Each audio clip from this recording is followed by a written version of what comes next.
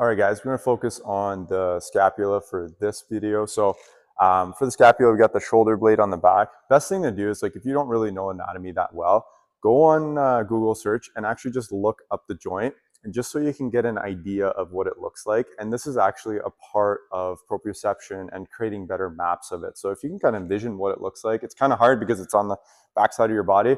Have a look at a picture of it just so you can see it. Maybe you have like a friend and you have the picture and just kind of like look at it side by side and see it on the backside of somebody's shoulder blade, just to give you a sense of where it is, so you know where that's starting from. Because the first thing is your brain needs to know where that's located to be able to move it in the first place.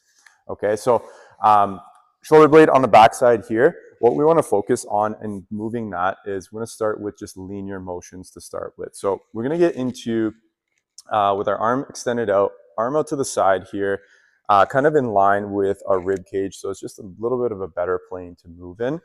And you can kind of be in that neutral position. So thumbs kind of facing upwards there. From here, I want you to just practice, like, can you move the shoulder blade back and forward nice and smooth? A lot of you guys are going to notice there's going to be some choppy areas, okay? That's when, like, your arm kind of shakes or your shoulder blade is shaking a little bit. Notice that. I want you to take note of it. It's like, okay, what are those areas? And if it is happening, just go a little slower through those ranges of motion, okay? You might notice some of you might be bending the elbow. So you're kind of going like this and then extending out. Going like this and then extending out. So I want you guys to focus on that, where keep the elbow straight. It's about just moving the shoulder blade and isolating it just to that joint, because we want to make that map in our brain of how to move it back and forth. Now, if you can do that nice and clean, we're going to go back to the neutral position and move the shoulder blade up and down. So we're going to go up this way and then gliding down, okay? Notice again, my forearm, so everything's straight. My forearm is also parallel to the ground when I do this. A lot of times I see the humerus start to add in, so the shoulder is adding into it, and then we go like that, and then when we go up, we're going like that. So now we're coupling two different joints together. So I want to make sure that's parallel to the ground, coming down and back up, down and back up.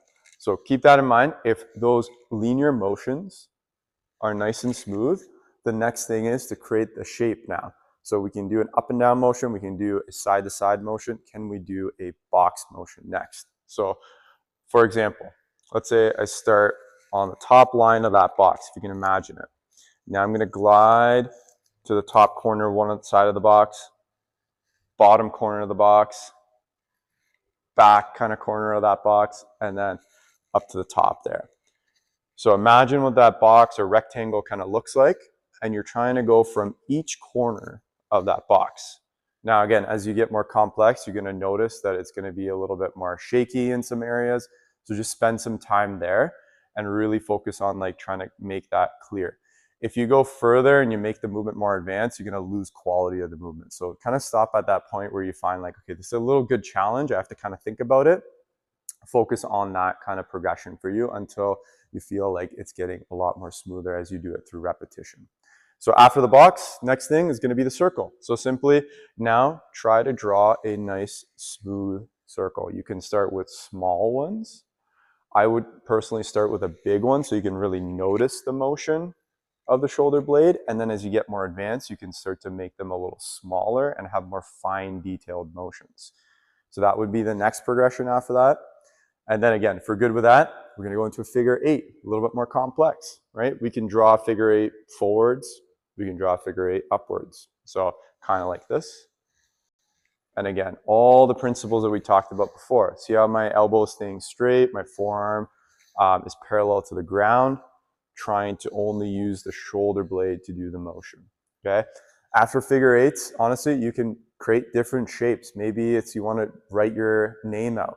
Try doing it that way. Or it could be different kind of figure eights that are on an angle instead of up or horizontally. So options are endless, but start with the linear motions first. So gliding forward and back, protracting, retracting, and then elevating and depressing the scapula. Hopefully that was helpful. If you have questions, put it in the comments, and hopefully you guys find some relief in moving that shoulder blade.